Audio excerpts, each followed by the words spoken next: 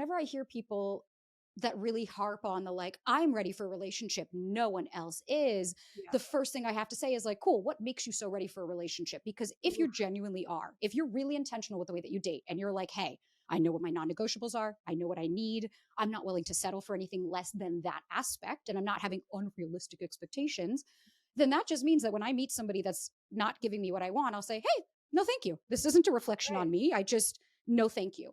Instead, what I would do is if you told me on one date that you liked me, I put my worth into that word and I did everything I could to get you to choose me. And then in the end, it was a self-fulfilling prophecy that it wasn't going to work out.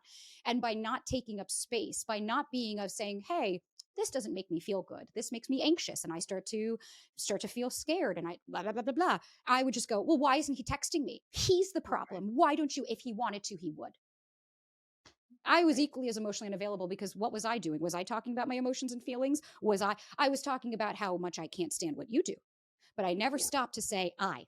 And that was where I started to see that disconnect of it's not just that nobody is available, because the minute I changed how I dated, once I started to show up and take up space and say, like, I'm sorry, what do you mean I can't tell you how I feel? Like, get fucked then. Mm-hmm.